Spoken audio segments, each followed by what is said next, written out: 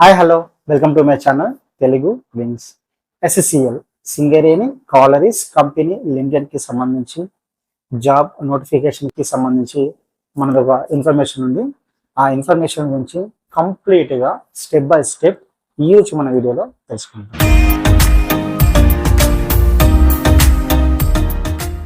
SSCL jobs గురించి నేనైతే ఒక చిన్న అబ్జర్వేషన్ చేయడం జరిగింది. సో దాని గురించి ఈరోజు మన వీడియోలో అయితే చెప్తాను. ముందుగా ఒకసారి అఫీషియల్ వెబ్సైట్ కనుక మనం చూసుకున్నట్లయితే ఇది సింగరేణికి సంబంధించినటువంటి అఫీషియల్ వెబ్సైట్ తెలిసిందే. ఇక్కడ క్యారియర్ సెక్షన్లో ఒకసారి చూసుకున్నట్లయితే క్యారియర్ సెక్షన్లో మనం ఒకసారి ట్యాప్ చేసేసి న్యూస్ అనే కేటగిరీని మనం చూసుకున్నట్లయితే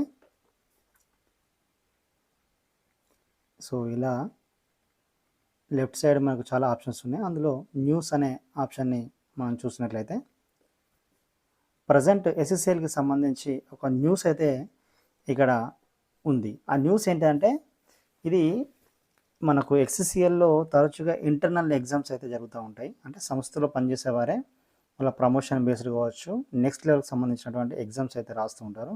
అందులో కొన్ని పోస్టులు జమీందార్ అంజని, లేకపోతే ఇలా మైనింగ్ ఆఫీసర్ అని, సర్వే ఆఫీసర్ అని, ఇలా కొన్ని పోస్టులకు సంబంధించినటువంటి సిలబస్ వచ్చేసి మనకి ఇక్కడ ఇవ్వడం జరిగింది. ఈ ఎగ్జామ్స్ అన్నీ కూడా ఇంటర్నల్గా జరుగుతాయి. ఈ ఎగ్జామ్స్ అన్నీ కూడా మోస్ట్ ప్రాబబ్లీ సాటర్డే సండే మనకి ఇక్కడ కొత్తగూడెంలో అయితే కండక్ట్ చేయడం జరుగుతుంది. ఇందులో ఏదైనా ఒకటి మనం ఓపెన్ చేసి చూసినటువంటి సిచ్యువేషన్లో ఇది ఫర్ ఎగ్జాంపుల్గా సర్వే ఆఫీసర్ E1 గ్రేడర్ అని చెప్పేసి ఇక్కడ మనకు రావడం జరుగుతుంది. సో ఇందులో చూసుకున్నట్లయితే మనకు సిలబస్ ఇచ్చారు. ఈ సిలబస్ నేను ఎందుకు చెప్తున్నానంటే ఈ సిలబస్ అనేది ఇంటర్నల్ ఎగ్జామ్స్కి సంబంధించిన సిలబస్. ఇందులో అంటే సింగరేణిలో ఏ పోస్ట్ తీసుకున్నా సరే పార్ట్ 1 ఉంటుంది, పార్ట్ 2 ఉంటుంది. పార్ట్ 2 ఒకసారి చూసుకున్నట్లయితే మనకు 5 కేటగిరీస్ ఉన్నాయి. General knowledge, general English, quantitative aptitude, test of reasoning, computer basics అని చెప్పేసి.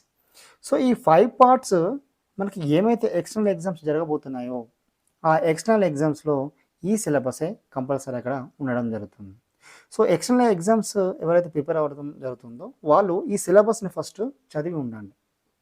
దాంతోపాటు ఇంకొంచెం డెప్త్గా వెళ్తే ఇక్కడ ఏ సిలబస్ అయితే మెన్షన్ చేశారో టెక్నికల్కి సంబంధించి, సబ్జెక్ట్స్కి సంబంధించి, అందులో మ్యాక్సిమం సిలబస్ వచ్చేసి ఎక్స్టర్నల్ ఎగ్జామ్స్ వచ్చినా సరే ఆ సిలబస్ అక్కడ రిఫ్లెక్ట్ అవడం జరుగుతుంది.